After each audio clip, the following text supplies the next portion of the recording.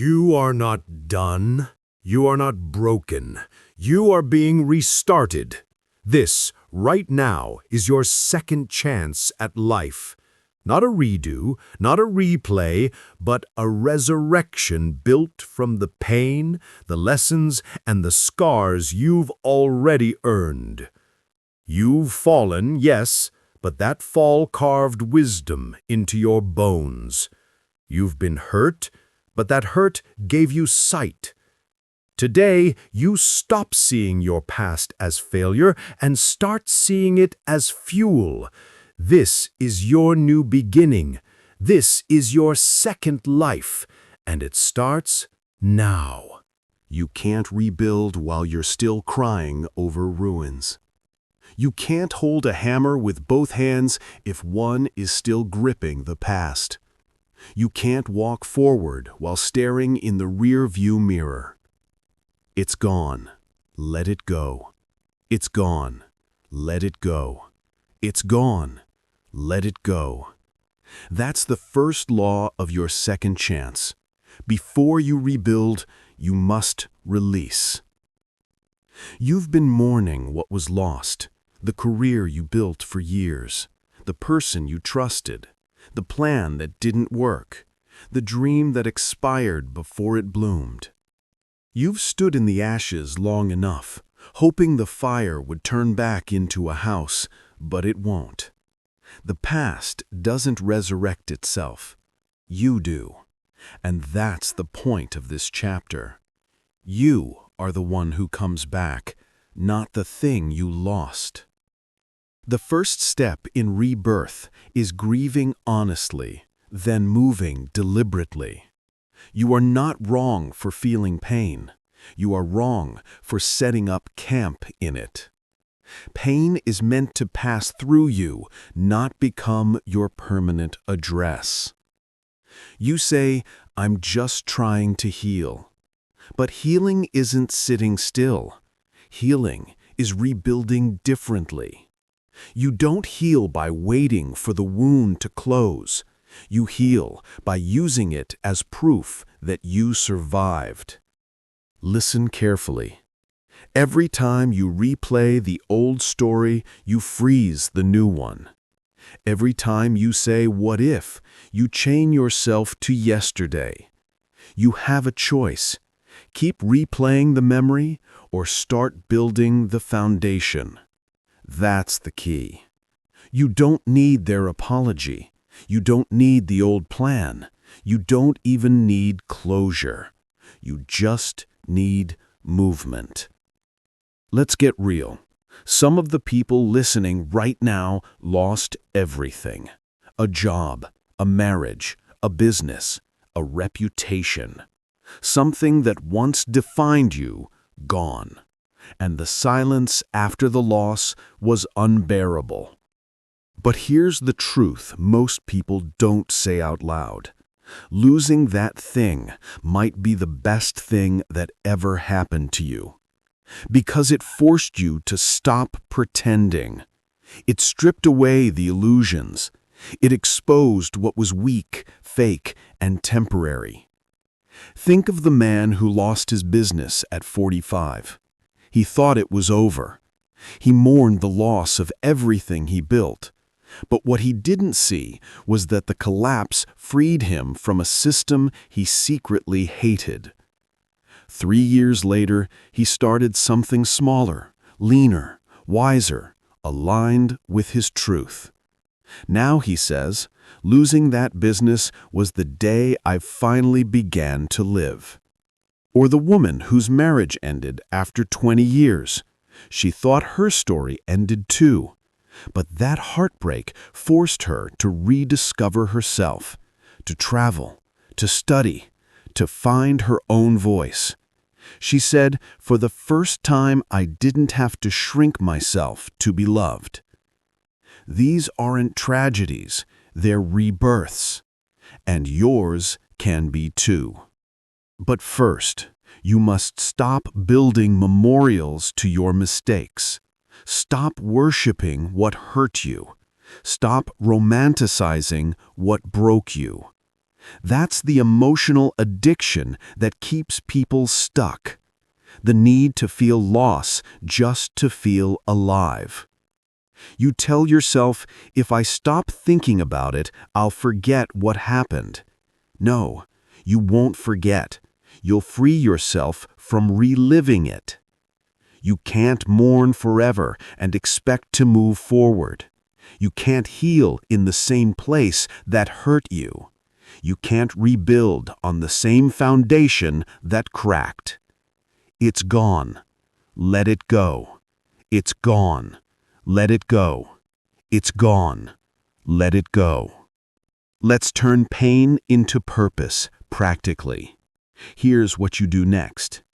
Write down everything you lost. Every dream, every name, every plan. Get it all on paper. Then, next to each one, write what it taught you. Not what it took, what it taught you. You'll see something powerful. You didn't lose as much as you think. You learned. That's experience. That's data. That's fuel. Stop telling your lost story. Every time you tell people, I had this great job until, or I almost made it when, you're reinforcing the old identity. From now on, you speak only in present tense and future tense. I'm rebuilding. I'm learning. I'm becoming. That's the language of the second chance. Rebuild with gratitude, not guilt. Don't rebuild to prove something. Rebuild because you get to. Rebuild because you're still breathing, still capable, still here. You don't need their permission to move on.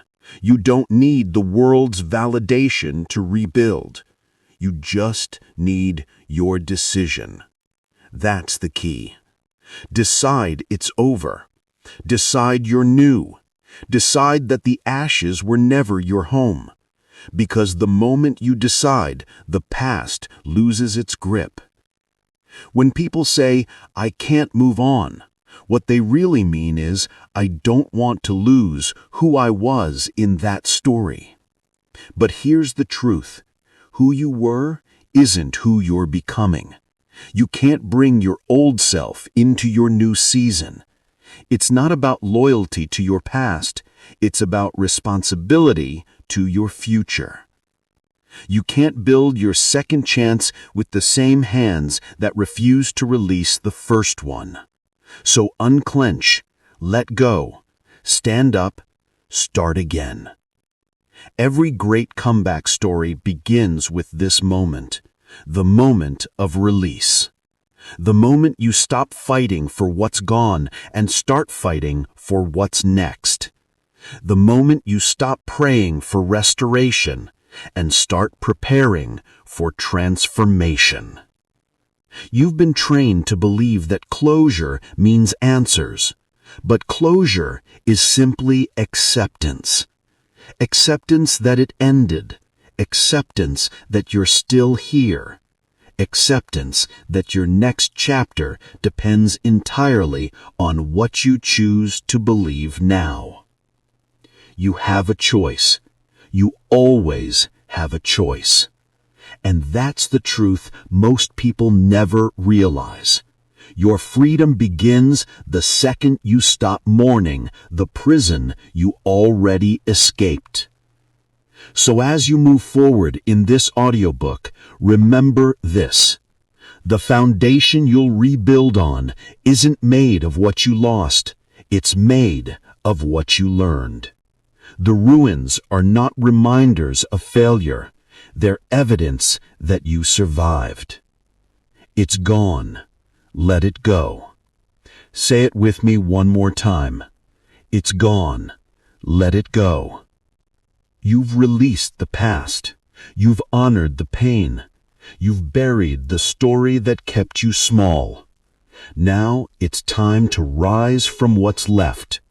Because this is your second life, and it starts right here. You mastered the art of letting go. Now, let's talk about what happens when you hit the bottom, and why that's the strongest place to rebuild from. Rock bottom isn't the end. It's the beginning you refused to see until life stripped everything away. It's not destruction, it's exposure. Rock bottom removes the noise. It removes the lies. It removes everyone and everything that was pretending to love you while quietly draining you. It's the ground beneath the illusion, and when you hit it, you finally see what's real. From the bottom, you can only rise. Say it again. From the bottom, you can only rise. We've been taught to fear collapse, to fear losing everything, to fear failure, endings, and the fall. But the truth is, collapse is clarity. When everything breaks, what remains is truth. Rock bottom doesn't ruin you, it reveals you. You thought you were your career. You thought you were your status. You thought you were your relationship. And then it all crumbled. And for the first time, you met yourself without the costume. That's the gift of rock bottom. It introduces you to the version of you that can't be faked, the one who survives without applause, the one who gets up when there's no audience, no support, no reward. That's who you really are. Let's make something clear. Rock bottom isn't punishment, it's purification.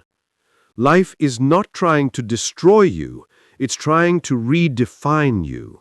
It's trying to burn away the weak, the unnecessary, the fake. It's not about loss, it's about alignment. When you fall, it's not because you're worthless, it's because you were carrying too much that wasn't you. You have a choice. You can stay down and blame the fall, or you can stand up and use the fall as the foundation. That's the key.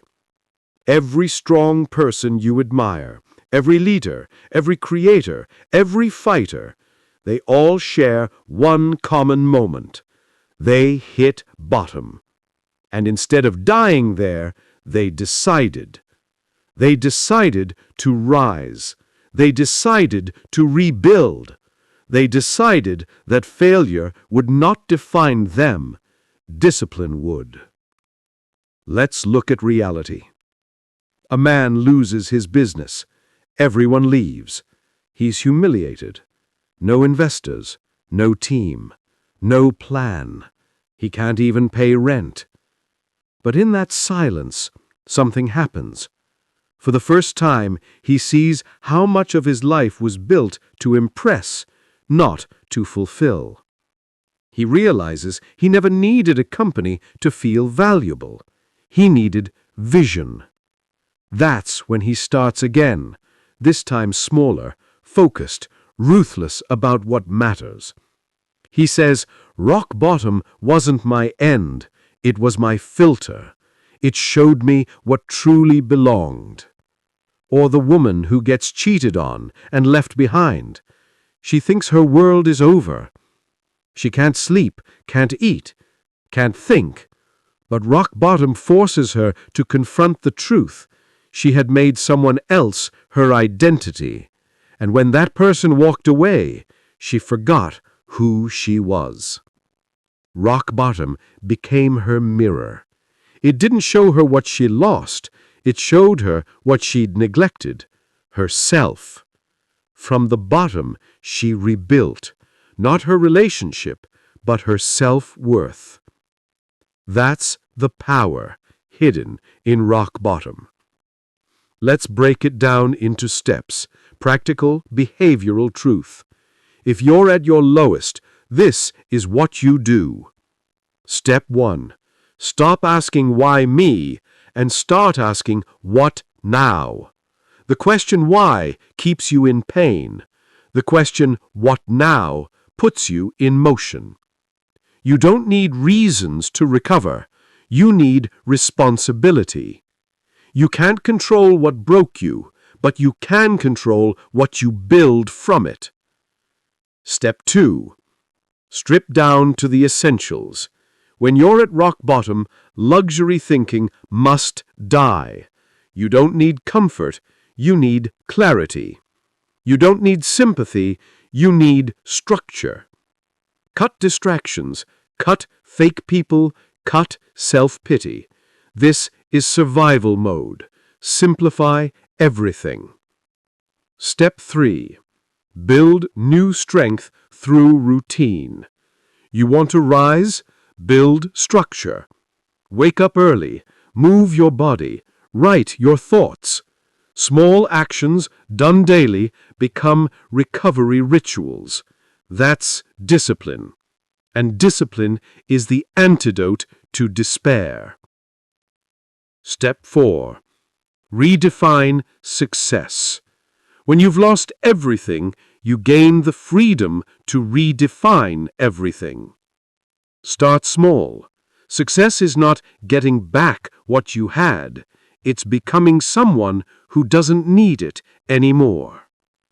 Rock bottom gives you a clean slate, not by choice, but by necessity.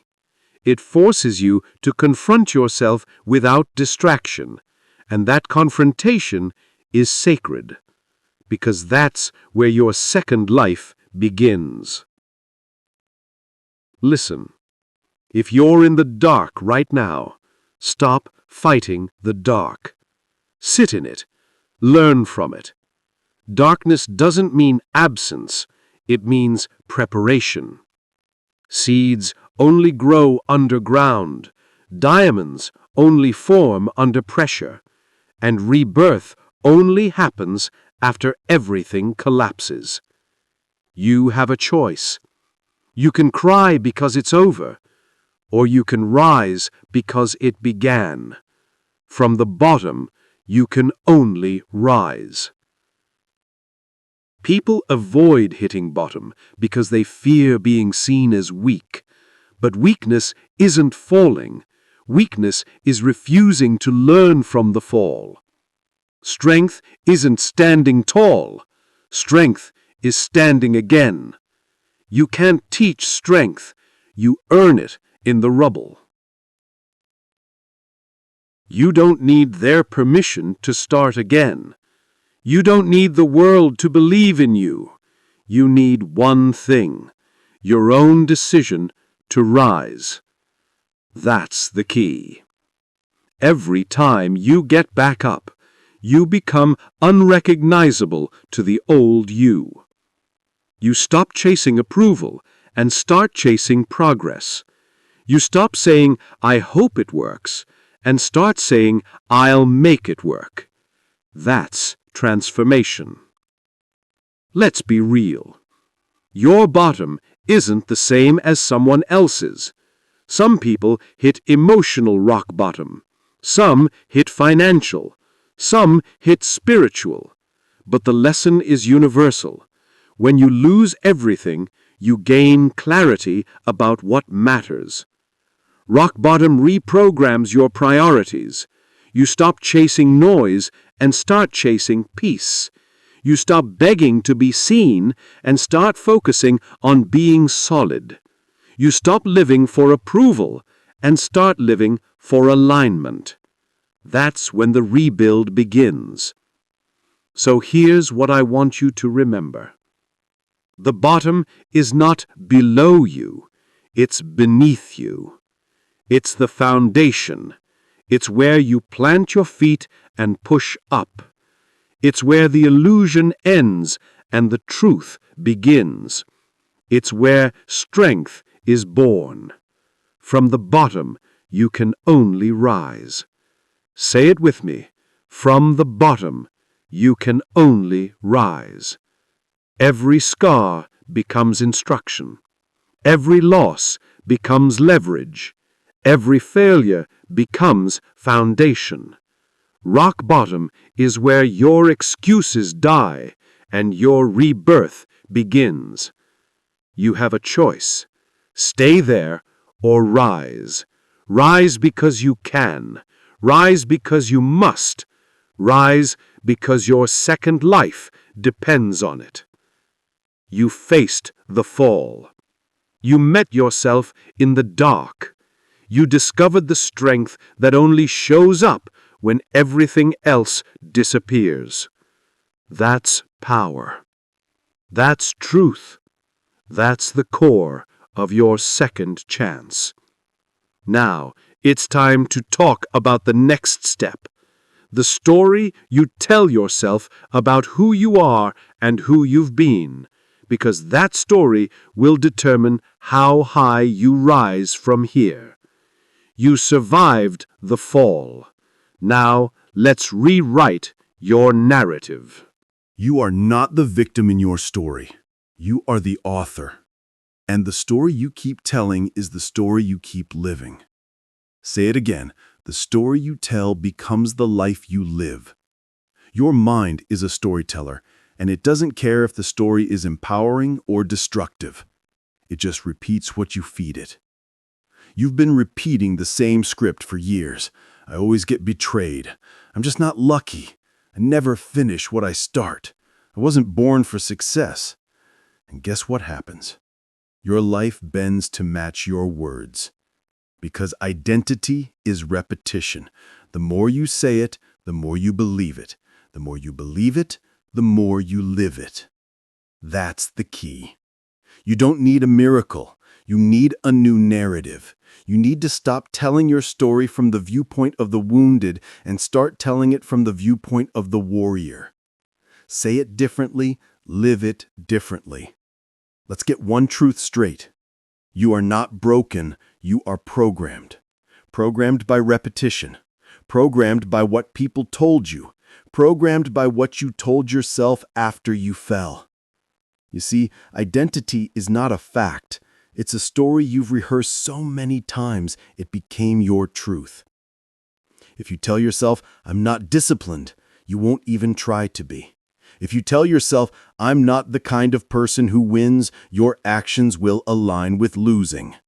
That's not fate, that's repetition. You have a choice. Right now, to rewrite the script. You can keep narrating your pain, or you can start narrating your progress. You can keep explaining your trauma, or you can start declaring your transformation. You can keep saying, I can't, or start saying, I'm learning how. The language you use is the construction material of your life. Words build identity. Identity drives behavior, and behavior shapes destiny. That's the key. Let me give you an example. There was a man who kept saying, I'm bad with money. He said it like it was a personality trait. He said it every time he overspent, every time he got a late bill, every time he saw someone doing better.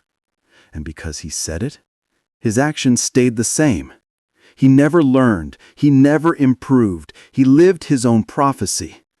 Until one day he changed his language. He stopped saying, I'm bad with money. He started saying, I'm learning to manage my money. Same reality, different story. And the moment he changed the words, his brain gave him permission to change the behavior.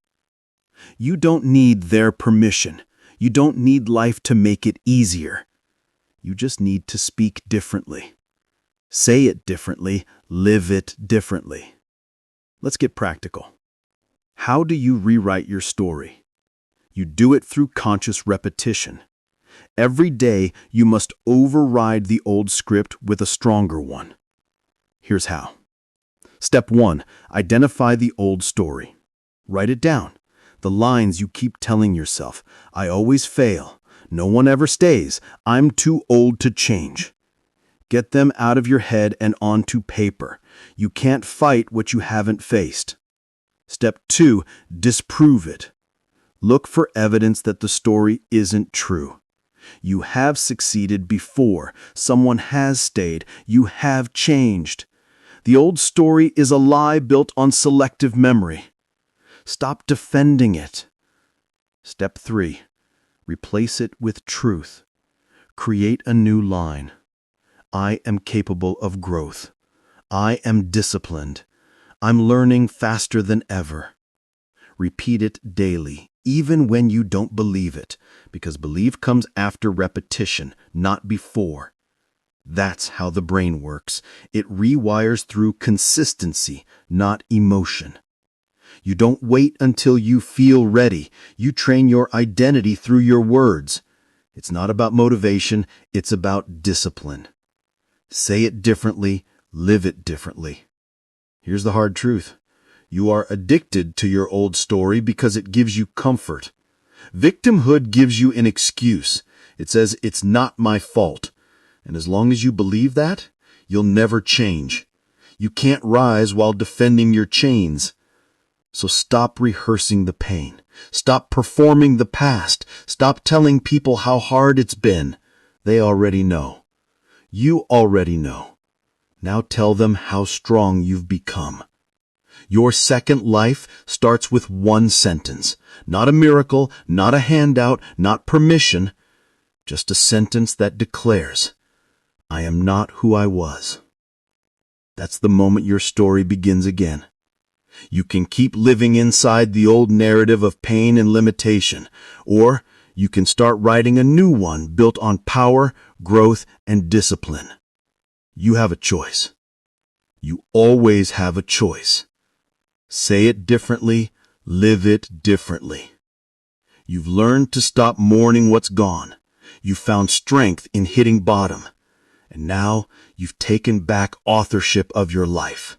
That's transformation in motion. But a new story needs a new plan. And before you build that plan, you must destroy the old one, the outdated blueprint that no longer fits the person you're becoming. You had a plan once. A neat, clean version of life. Everything was supposed to go a certain way, by this age, by this time, by this measure. You thought success was a straight line. You thought discipline meant sticking to the plan no matter what. But here's the truth most people can't handle. The old plan didn't fail. You outgrew it. You became someone else, but you're still trying to live by rules written for who you used to be. That's not loyalty. That's limitation. You're standing in the ashes of an old version of yourself, still trying to rebuild the same house. You don't see that the foundation cracked because you've expanded. You've changed. You've seen too much to fit back into what once made sense. That's why you feel stuck. Not because you've lost direction, but because you're trying to resurrect a plan that no longer belongs to you. You have to learn to burn the plan. Not tweak it, not fix it, not adjust it. Burn it. Because freedom doesn't begin when everything goes right. Freedom begins when you let go of what no longer fits. You were taught that quitting means failure. But sometimes quitting is evolution. You're not giving up, you're moving up. You're shedding the blueprint that was never big enough for who you're becoming. That's the key. You can't rebuild your life using the mindset that built your limitations. You can't design your next chapter using the goals of your old identity. Burn the plan. Build the person. Say it again. Burn the plan. Build the person. The person is what matters. The plan is temporary. When you invest in becoming, not achieving, you stop being afraid of change. Because no matter what changes, you can adapt. That's how real growth works. It's not about what you've built. It's about what you've become capable of building again. The external can be destroyed. The internal can't. So stop mourning the plan that didn't work. Stop clinging to the old dream just because you spent years chasing it.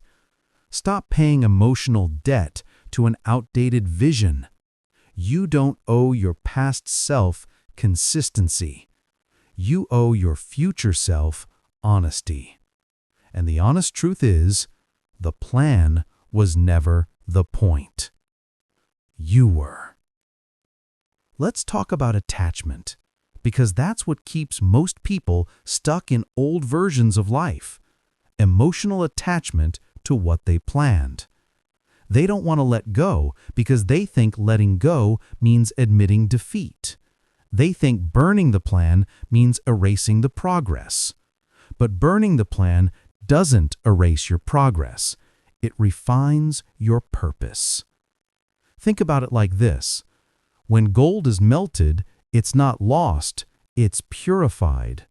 When fire hits wood, it doesn't destroy, it transforms.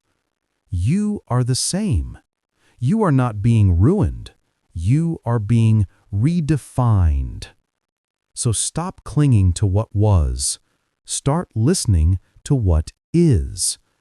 The version of you that wrote that old plan didn't know what you know now, didn't survive what you've survived, didn't earn the wisdom you carry today. You've evolved, so your blueprint must evolve too. Here's the behavioral truth. Every time you try to return to an outdated dream, your body resists. You procrastinate, you lose motivation, you feel drained. That's not laziness, that's resistance from your future self. It's your soul saying, "We've moved on. Why are you still here?" You have a choice.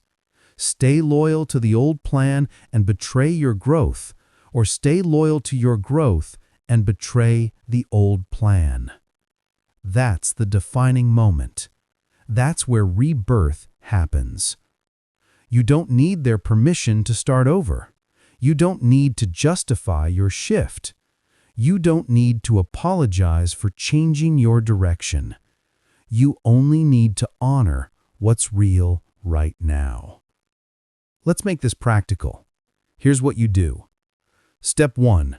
Identify what no longer fits.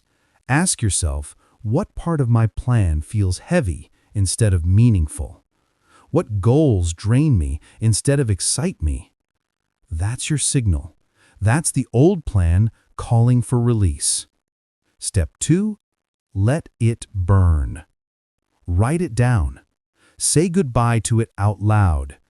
Visualize it catching fire and turning to ash. You can't build something new with your hands still clutching the old. Step 3. Build the person. Focus every ounce of energy on strengthening your mindset, your discipline, your self-trust. When you build the person, the next plan will reveal itself, not from pressure, but from clarity. That's the key. It's not about control. It's about capacity. You don't need to control the path. You need to increase your capacity to walk it. Let me give you a real example. A man loses his job after 15 years. He panics. He tries to reapply for the same kind of role. No one calls back. He feels like he's failing. But one day, he stops asking, "Why did this happen to me?" and starts asking, "What can this make of me?" That shift, that single question, unlocks everything. He starts freelancing. He starts teaching others. He realizes his plan wasn't to climb a corporate ladder. His plan was to grow roots of independence. The old plan had to die for the real one to live. From the outside, it looked like loss. From the inside, it was liberation. Burn the plan. Build the person. Say it until you believe it. Because that's the pattern of every great transformation. First, something collapses. Then, something awakens. Then you start building not from fear, but from freedom. It's gone. Let it go. It's gone. Let it go. It's gone. Let it go. Stop dragging your ashes into the new season. Stop rewriting old goals when you were meant to write a new life. The plan was never sacred. The person was. So, remember this. The plan got you here, but who you've become will take you further. You mastered your rebuilding. Now it's time to master your direction. Because clarity, not control, is what creates peace. Everyone wants freedom, but very few want the structure that creates it. You think freedom means doing whatever you want, whenever you want, with no rules and no limits. But that's not freedom. That's chaos disguised as liberty. And chaos doesn't free you, it traps you. True freedom doesn't come from escape. It comes from mastery. Freedom doesn't come from doing whatever you want.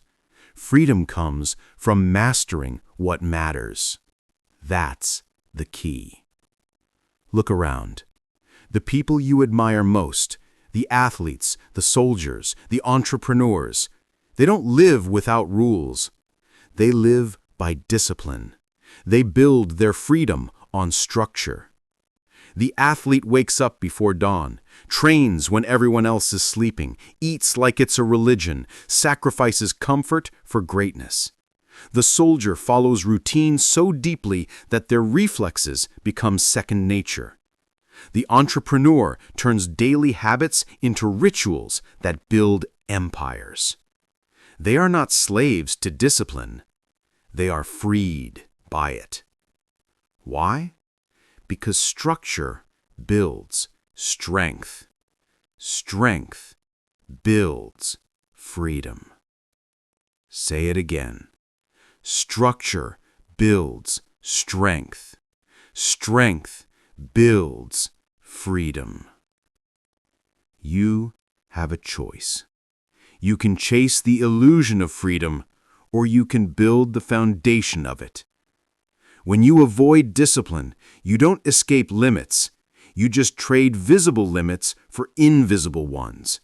You trade rules for regret. You trade order for chaos. You trade potential for distraction. Discipline is not the enemy of freedom. It's the doorway to it. You don't need more motivation. You need a system. You don't need permission. You need a plan. Because discipline isn't punishment, it's alignment. When you live with discipline, you stop negotiating with weakness. You stop asking your emotions for direction. You stop being pulled by impulse and start being driven by intention. Let's make this real. Think about someone who rebuilt their life through structure. A man loses his job, his health spirals, his confidence dies. He decides to take control. He starts waking up at the same time every day. He sets goals, tracks progress, eats clean, moves his body, reads one chapter daily. Day by day, brick by brick, he rebuilds. No magic, no miracle, just structure. In 6 months, his mind sharpens, his energy returns, his focus locks in. He's not free because life got easier. He's free because he got stronger. That's what discipline does. It doesn't remove your challenges. It makes you equal to them. Structure builds strength. Strength builds freedom. You want to be free? Stop running from discipline. Stop saying, "I'll do it when I feel like it," because you'll never feel like it. Discipline is the bridge between who you are and who you're meant to be. You want mental freedom? Control your thoughts. You want financial freedom? Control your spending. You want physical freedom? Control your body. You want emotional freedom? Control your reactions. Freedom without control is chaos. Control without purpose is prison. But discipline is where freedom and control meet. That's the balance. That's the key. Here's the truth. The people who live with discipline don't live with less. They live with more peace, more power, more direction. Because when your life has structure, you stop wasting energy deciding what to do next. Your habits decide for you. You don't need to argue with your alarm clock. You don't need to fight your cravings. You don't need to justify your goals to anyone. You just do the work.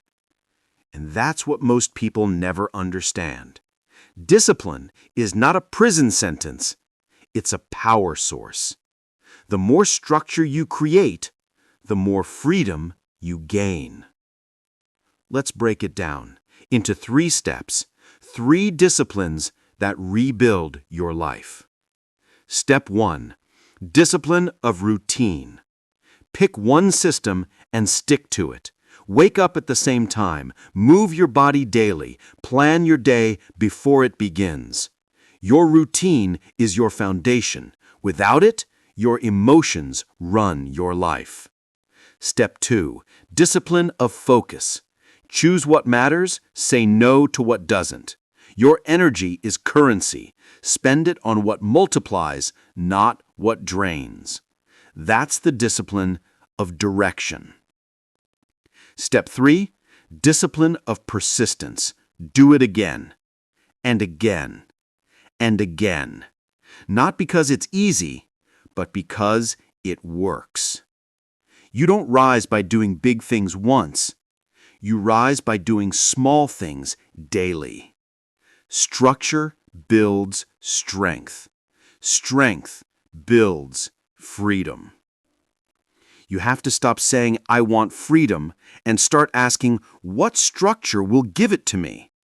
Because freedom is not given. It's earned through repetition. Freedom is not about doing whatever you want. It's about having the power to do what's right. And that power comes from consistency. When you live without structure, you drift.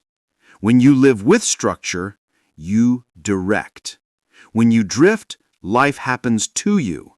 When you direct, life happens through you. You have a choice. You can be a passenger in your own story, or you can be the one behind the wheel. But here's the truth. The wheel only turns for those with the discipline to hold it. You say you want peace. Peace is not found in doing less. It's found in doing what matters most. You say you want freedom. Freedom doesn't come from running away. Freedom comes from showing up. Freedom is not about breaking rules. It's about building systems that make rules unnecessary. When you master yourself, you no longer need control over others. When you master your time, you no longer chase opportunity. When you master your focus, you no longer fight distraction. That's real freedom. That's self-ownership. That's the result of structure, strength, and self-discipline. So ask yourself, what do I need to master today?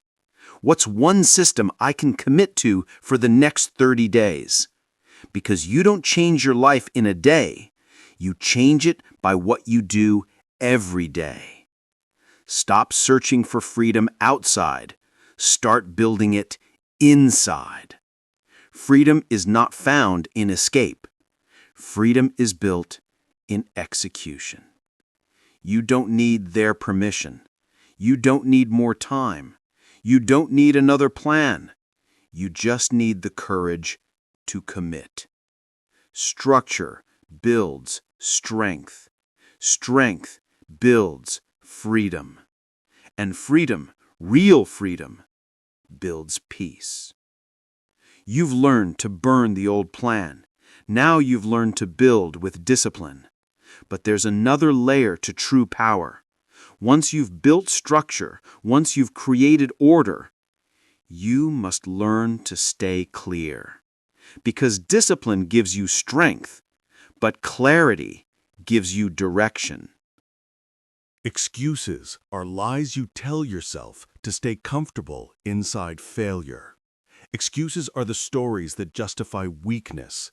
Excuses are the armor you wear to protect your comfort, not your potential. And you've worn that armor for too long. It's heavy. It's suffocating. It's keeping you small. Excuses sound like reason. They sound like logic. They sound like self-care. But they're not. They're fear, dressed in polite language. Excuses are fear with good manners. You have a choice. You can keep protecting your comfort, or you can start protecting your future. But you can't do both. That's the key. Let's dissect the lies that keep people trapped, because you've heard them, you've said them, maybe you still believe them. Let's rip them apart, one by one. Lie number 1, it's too late. No, it's not. You're not too late, you're just scared that starting now means admitting you wasted time before. You're not too late, you're just addicted to regret. You think there's a clock on purpose. There isn't. The only real deadline is the day you stop trying. Colonel Sanders started KFC at 65. Ray Kroc didn't build McDonald's until his 50s. Vera Wang designed her first dress at 40. The timing doesn't matter. What matters is that they stopped lying to themselves. It's too late is a story cowards tell to make procrastination sound poetic. It's not too late. You just haven't decided yet. Excuses die here, today, now. Lie number 2, I'm too old. No, you're not too old. You're too undisciplined. You're too inconsistent. You're too afraid of being a beginner again. The problem isn't your age, it's your ego. Age doesn't disqualify you, stagnation does. Your body may age, but your potential doesn't expire. Think about it. How many years do you waste saying you're too old while people older than you are out there building new lives, starting new careers, reinventing themselves? You don't lack time. You lack urgency. It's not about age. It's about attitude. It's not about how many years you've lived. It's about how many times you've refused to start. You have a choice. You can measure your life by the candles on your cake or by the fire in your chest. Excuses die here, today, now. Line number 3, I missed my chance. That's not true. You missed an opportunity, not your destiny. Opportunities are infinite. Destiny doesn't expire. You didn't miss your chance. You just stopped creating new ones. The world didn't close the door. You stopped knocking. And let's be honest, sometimes that missed chance wasn't even meant for you. Sometimes life closes a door because it knows what's behind it would have destroyed you. Stop romanticizing lost chances. Start respecting new ones. The person you were back then wasn't ready for what you wanted. The person you are now can build what they couldn't handle before. You don't need to go back. You need to go forward. That's the key. Excuses die here, today, now. Excuses are comfortable because they remove responsibility. If it's too late, then you don't have to try. If you're too old, then you don't have to change. If you missed your chance, then you don't have to take another risk. Excuses protect your laziness. They protect your fear. They protect your ego. But they destroy your future. You don't need protection from pain. You need exposure to progress. You don't need comfort. You need confrontation. Stop hiding behind reasons. Start facing results. You can have excuses or excellence, but never both. Let's get practical. Here's how you start killing your excuses, one by one. Step 1. Name them. Write them down, every single one. Don't let them stay vague, because excuses thrive in silence. When you name them, you take their power. Step 2. Confront them. Ask yourself, is this truth or fear? If it's fear, expose it. If it's comfort, destroy it. Step 3. Replace them. You can't just delete excuses, you have to rewrite them. Replace "it's too late" with "it's time now." Replace "I'm too old" with "I'm more prepared than ever." Replace "I missed my chance" with "I'll make a better one." That's how you rewrite your mind. That's how you rebuild your power. It's not about perfection. It's about responsibility. Excuses die when accountability lives. Think about the people who rebuilt their lives from rock bottom. They had every reason to quit, every excuse to give up, but they didn't. The addict who got sober, the single parent who started a business, the dropout who built an empire. They didn't have more time. They didn't have more luck. They had more honesty. They stopped saying "I can't" and started saying "I must." That's the shift. That's the transformation. You don't rise because it's easy. You rise because you refuse to stay down. Excuses die here, today, now. You have a choice. You can keep feeding your excuses, or you can start feeding your execution. Every time you choose an excuse, you kill a dream. Every time you choose action, you kill the excuse. That's how it works. It's that simple. It's that hard. The question isn't can you, it's will you. You don't need motivation. You need movement. You don't need permission. You need discipline. Stop saying someday. Someday is code for never. The clock is running. The window is open. The time is now. Excuses die here, today, now. So ask yourself, what's the excuse that's been stealing your future? What story have you been repeating to stay small? Because the day you stop believing that story is the day your second life begins. Your new chance doesn't start when things get easier. It starts when you stop lying to yourself. You are not the victim. You are the author. You can write a new chapter anytime you decide to stop reading the old one. That's the truth. That's the power. Excuses die here, today, now. You've learned to burn the plan. You've learned to build discipline. And now you've learned to silence the excuses. But what comes after silence? What fills the space once the noise of excuses is gone? The answer is focus, because focus is the weapon that turns freedom into progress. Pain. It's the one thing every human understands. But what separates the strong from the broken is what they do with it. You can let pain paralyze you, or you can let it propel you. The choice is yours. That's the key. It's always your choice. Most people spend their entire lives running from pain, avoiding it, numbing it, distracting themselves from it with noise, entertainment, and comfort. But here's the truth. Pain avoided is power abandoned. Every time you escape discomfort, you trade your strength for weakness. You give away the very thing that could have built you. Don't escape the pain. Extract the power. Think about it. Every breakthrough in history, every great invention, every masterpiece, every movement was born from pain. A soldier doesn't fight harder because life is easy. He fights harder because he's seen death. An athlete doesn't become elite because training feels good. He becomes elite because he's learned to turn exhaustion into fuel.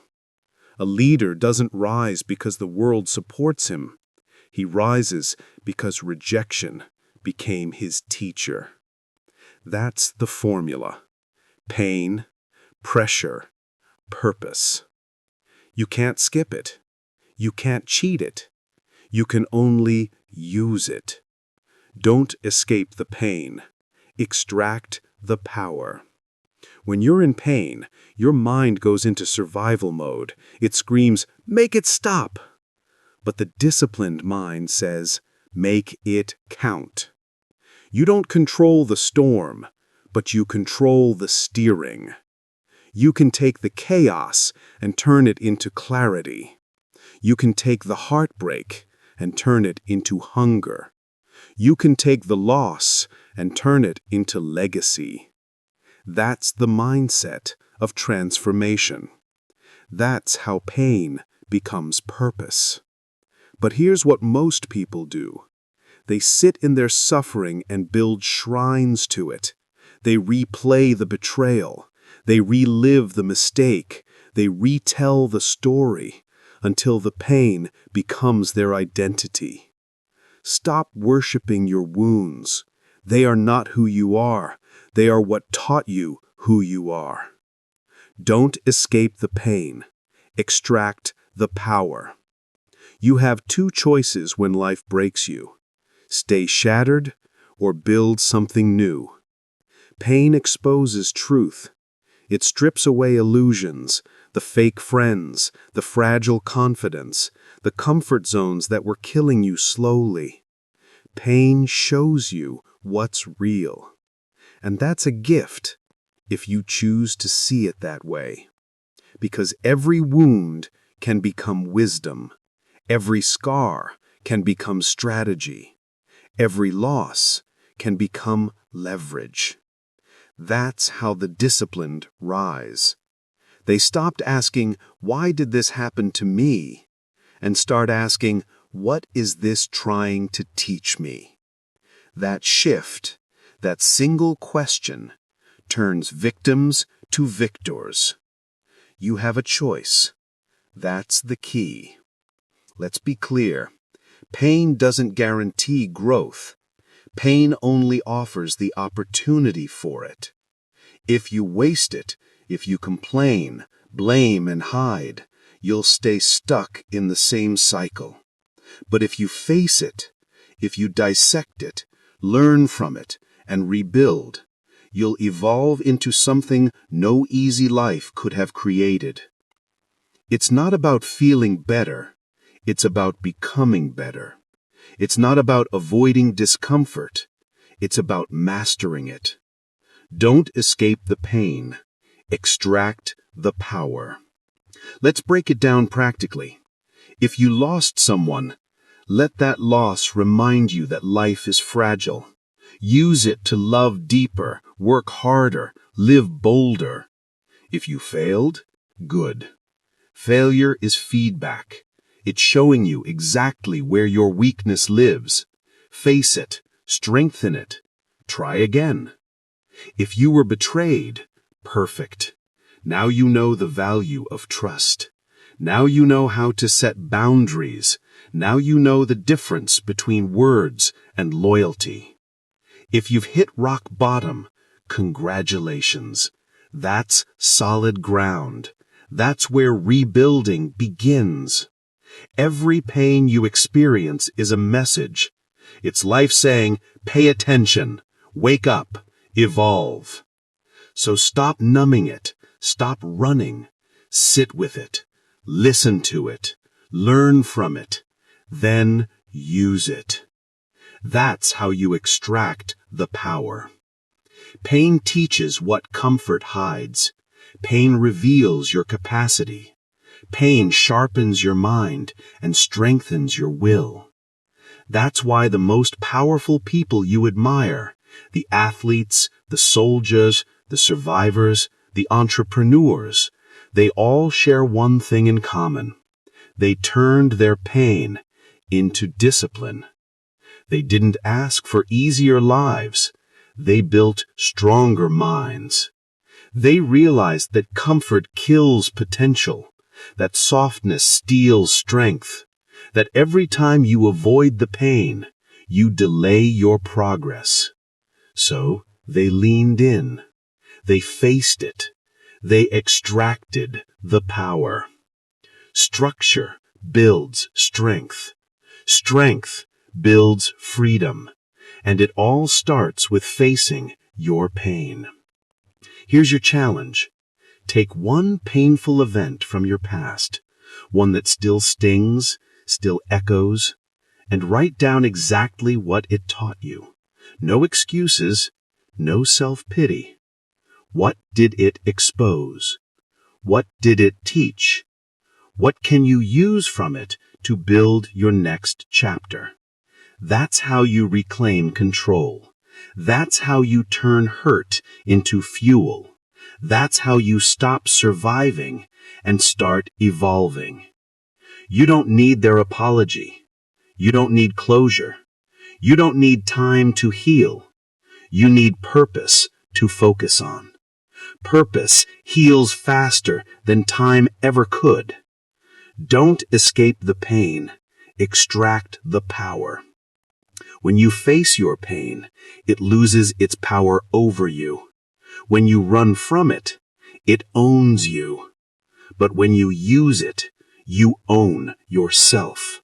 That's the real transformation. That's the turning point where pain becomes purpose and purpose becomes power. You have a choice. Always. Use the pain. Don't waste it. Because every scar is proof that you survived something that tried to end you. And every time you get back up, stronger, sharper, calmer, you remind the world, I don't run from pain. I rise through it. You faced your pain. You extracted the power. Now it's time to talk about the next level, the power of stillness. Because after the fire comes the focus. The voice in your head is loud. It never stops talking. It judges. It doubts. It criticizes. And most people spend their entire lives obeying it. But here's the truth. That voice is not truth. It's a habit. That's the key. You have a choice. You can either be ruled by that inner noise, or you can learn to master it. You are not your thoughts. You are their master. Every day, you wake up and that voice starts. It tells you you're not ready. It reminds you of your past failures. It warns you about what could go wrong. And without realizing it, you start believing it. You confuse that voice with your identity. You start saying things like, I'm anxious, I'm lazy, I'm not good enough. No, you are not those things. Those are thoughts. Temporary, repetitive, conditioned thoughts, learned over time. You were not born thinking you weren't enough. You learned it, and what's learned can be unlearned. You have a choice. That voice in your head is a recording, built from years of experience, fear, and repetition. It's your past talking. It's not your present truth. But here's the danger. If you don't question it, it becomes your life. If you let it speak without challenge, it builds your reality. Because your thoughts shape your emotions. Your emotions shape your behavior, and your behavior shapes your results. So if you want to change your life, start where it begins, in the dialogue inside your mind. You don't need to silence the voice. You need to discipline it. You need to teach it who's in charge. You are not your thoughts. You are their master. Here's how this works. Step 1. Awareness. Catch the voice. Every time you hear it saying something negative, don't react. Observe. Don't argue. Don't justify. Just notice it. Say to yourself, that's a thought. Not truth, not identity. Just a thought passing through your awareness. When you do this, you separate who you are from what you think. That separation is freedom. That's the beginning of mastery. Because the moment you observe your thought, you stop being controlled by it. That's the key. Step 2. Evidence. When that inner voice says, you can't do it, challenge it. Ask, what's the evidence? When it says, you're a failure, ask, based on what?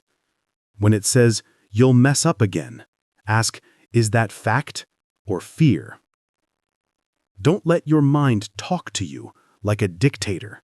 Force it to show proof. Because 99% of your negative thoughts have no evidence, only emotion. They're echoes of insecurity, not reflections of reality. You have to become your own mental prosecutor. Interrogate the lies. Break them down until they lose power. That's how you take back control. Step 3. New dialogue. You can't erase old thoughts, but you can overwrite them. The same way you train your muscles, you train your mind, through repetition.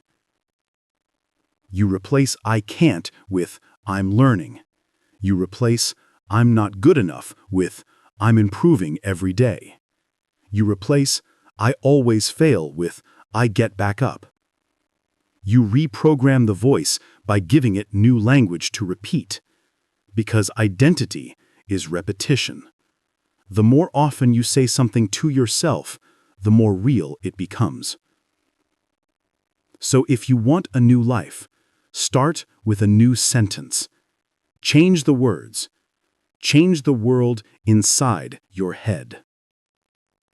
You are not your thoughts. You are their master. Let's get practical. Imagine you wake up late. You hear the voice, you messed up again, you're lazy, you'll never be consistent. Pause. Don't accept that. Ask, is that true? Or is that just a pattern? Then redirect. No, I'm not lazy. I'm human. I'm back on track now. Then move. Act. Prove the voice wrong with action. That's the formula. Awareness, evidence, replacement, action. Do it enough and you rewire the entire system. Here's what most people never realize. Your mind doesn't care if what you repeat is true. It only learns what you rehearse. If you repeat fear, it builds fear. If you repeat strength, it builds strength. If you repeat discipline, it builds discipline. That's how habits are formed, through repetition, and your thoughts are no different. So what are you rehearsing every day? Defeat, doubt, or discipline? Because every sentence you repeat is a seed. Plant enough negativity, and you'll grow a life that matches it. Plant enough strength, and you'll grow into a person who can't be shaken. You have a choice. That's the key. You're not trying to erase your mind. You're trying to master it. The same way a warrior trains his weapon, you train your inner voice. Because the voice will never go away. It will always whisper fear, doubt, and resistance. But when you're trained, those whispers don't control you. They remind you to act. The mind is a tool. It's not your enemy. But like any tool, it can build or destroy depending on who's holding it. You are the one holding it. You decide how to use it. You are not your thoughts. You are their master. Let's talk truth. You can't live an extraordinary life with ordinary thinking. You can't lead others if you can't lead your own mind. You can't claim peace while allowing chaos to live rent-free in your head. So take ownership. Start today. When the voice says you can't, say, "Watch me." When it says it's too hard, say, "Good." When it says you'll fail, say, "I'll learn." And when it says you're done, say, "I'm just getting started." That's mental discipline. That's self-mastery. Because freedom isn't found in silence. It's found in control. Control over what you let define you. You are not your thoughts. You are their master. Every transformation starts in the mind. Every victory begins with a single decision: to take command of your inner world. Because once you control that, the outside world has no power left. You've trained your mind. You've mastered your thoughts. Now it's time to master your world, because the next step is about what you create when your inner voice finally works for you, not against you. Waiting for clarity is a trap. It feels safe. It feels reasonable. It feels like preparation. But here's the truth. Clarity doesn't come first. Action does. You have a choice. You can sit and wait, or you can start moving, even imperfectly. That's the key. Most people think, I need a perfect plan. I need all the answers. I need clarity. No. Clarity is built through movement. It's discovered by doing, failing, adjusting, and doing again. The entrepreneur who hesitates for the perfect idea never launches. The artist who waits for inspiration never creates. The writer who waits for confidence never finishes the first page. Action comes first. Clarity comes second. Don't wait. Move. Move again. Here's the hard truth. Perfection is an excuse. Waiting is fear in disguise. Momentum is your weapon, not certainty.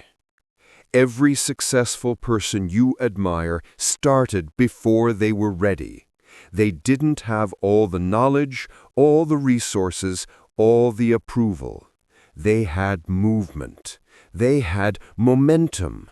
They had the courage to start imperfectly. Action precedes insight.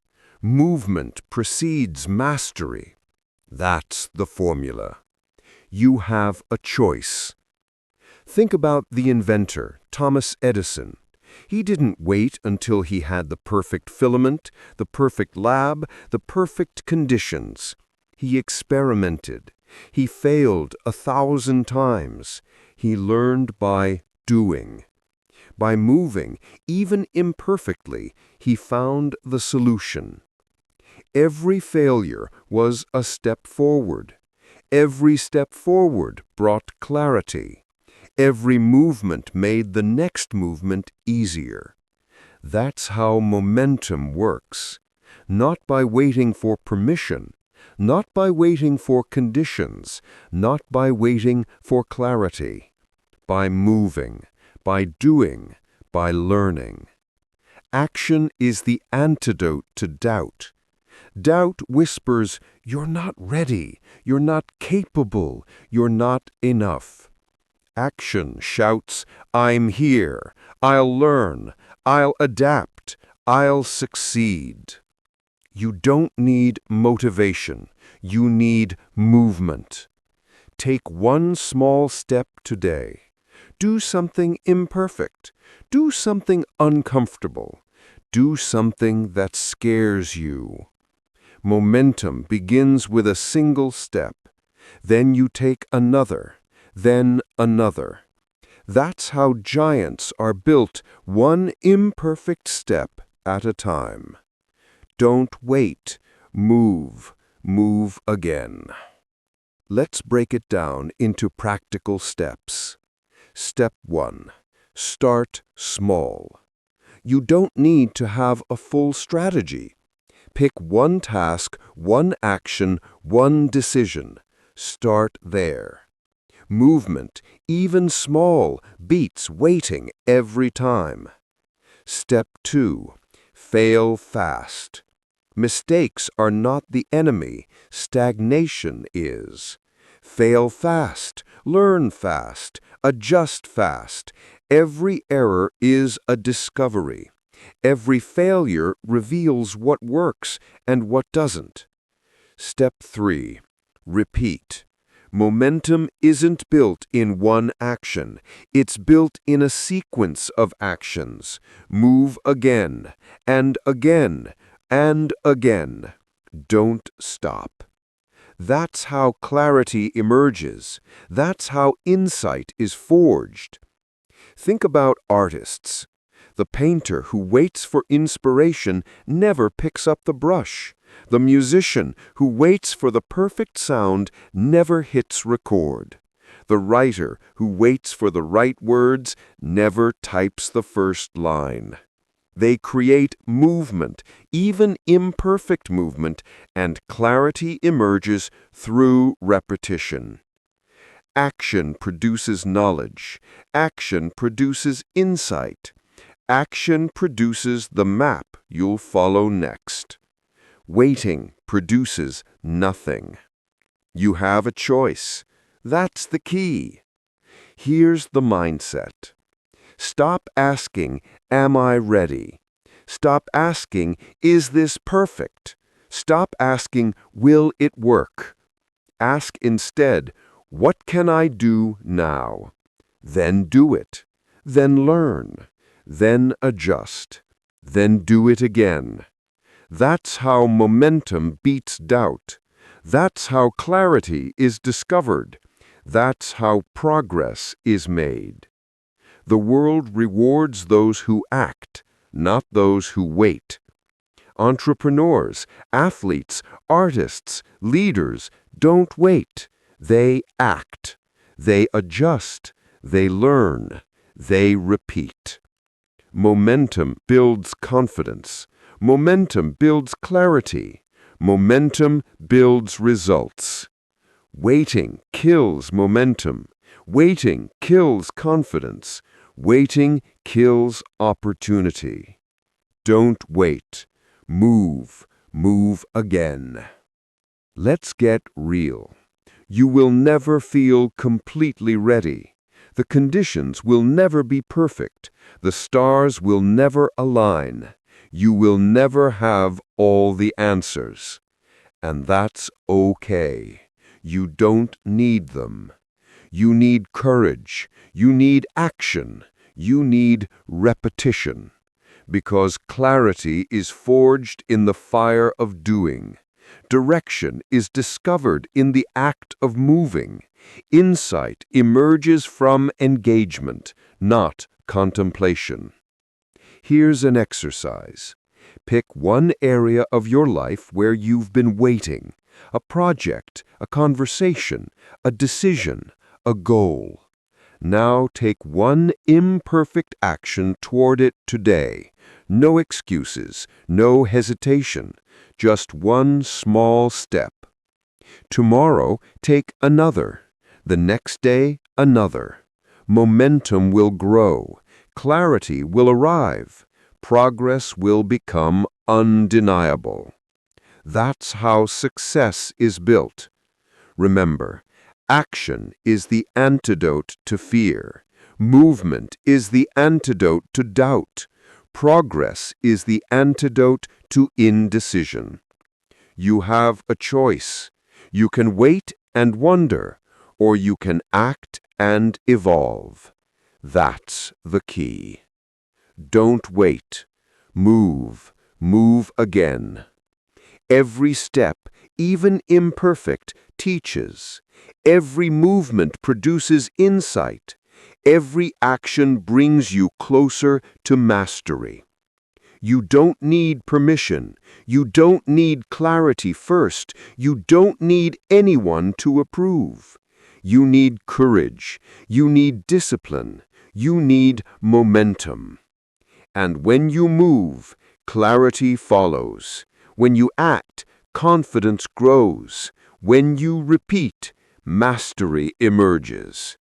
Don't wait. Move. Move again. You've faced your pain. You've mastered your mind. You've silenced excuses. You've built discipline.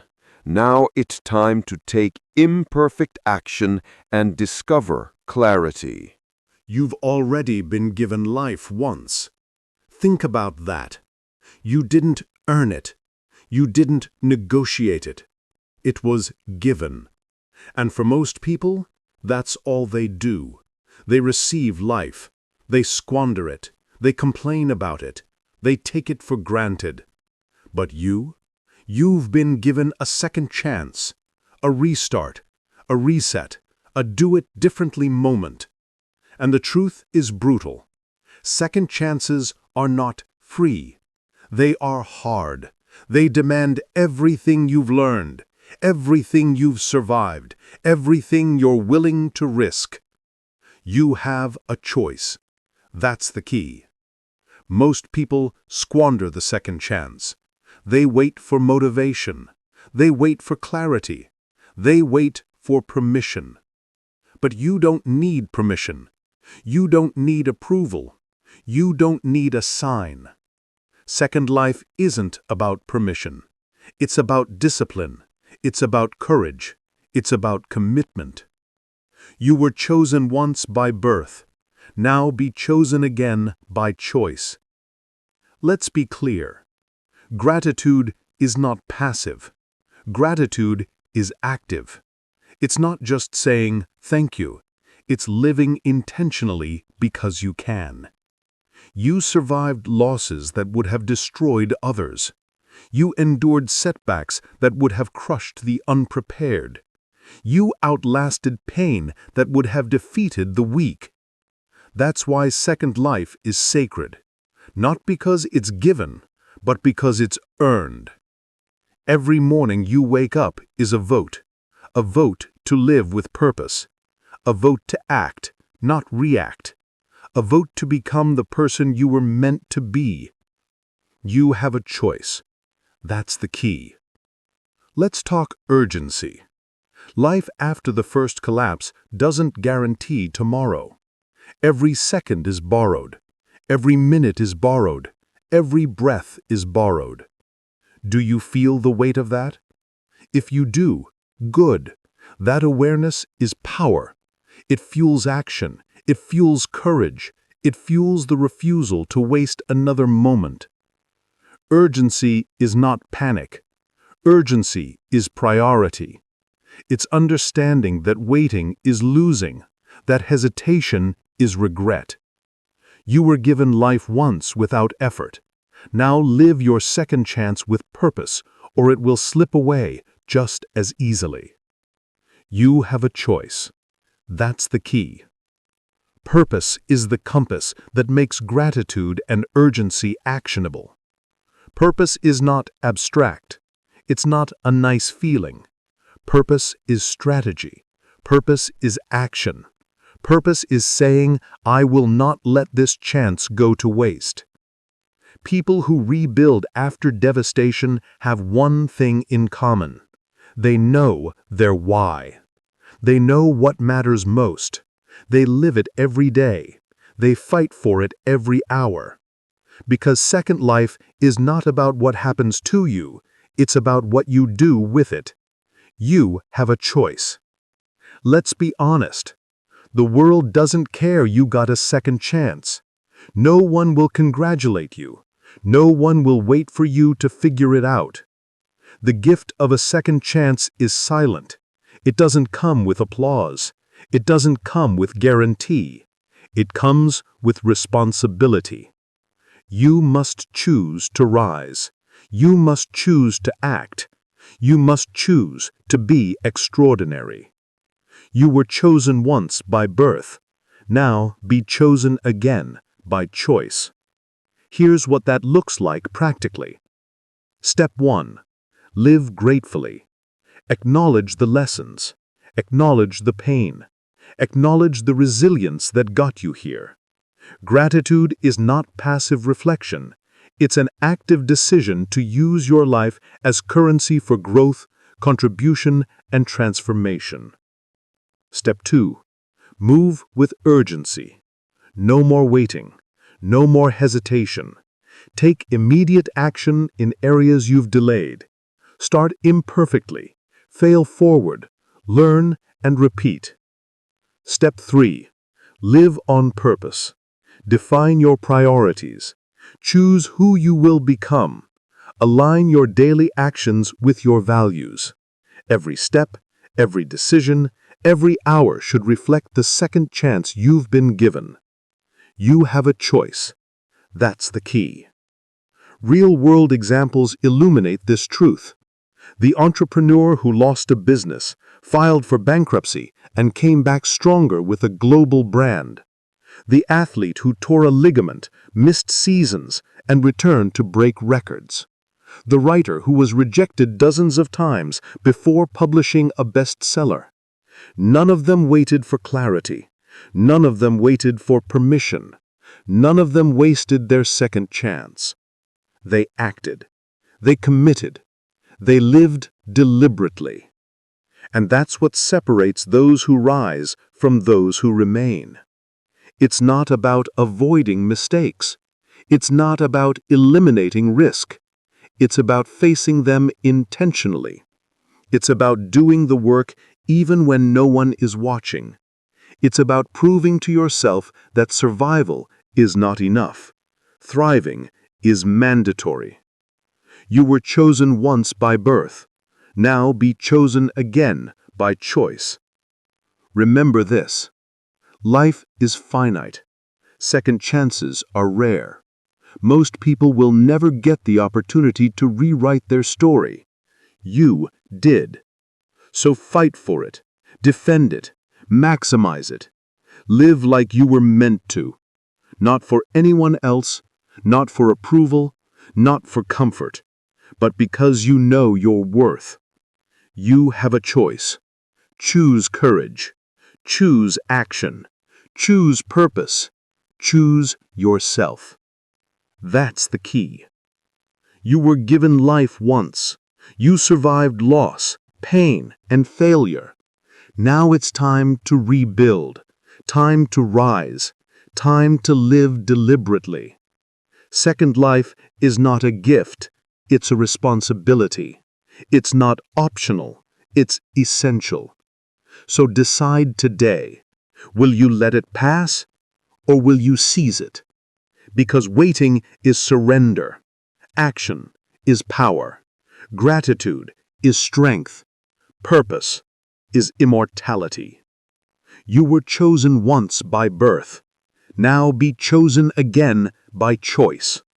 Stand up, take control, own your second chance, and never ever look back at a life wasted when you were given a second chance to create greatness.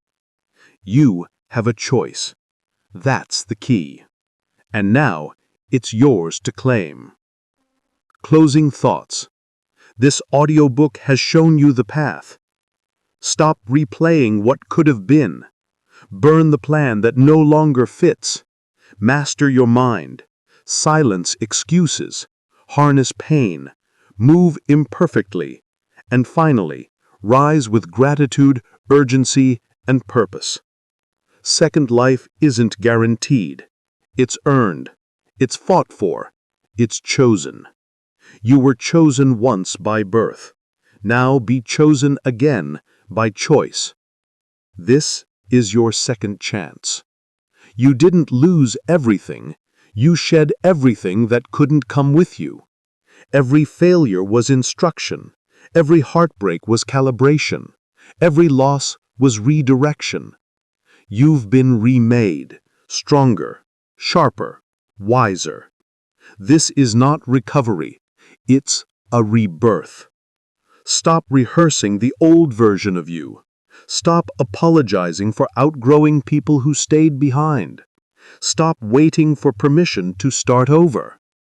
Your second life begins the moment you decide the first one didn't define you. So get up, breathe deep, step forward. Because this time, you're not starting from scratch. You're starting from experience. Now go build the life your first version only dreamed of. Go rewrite your story. Go prove that pain was your greatest teacher.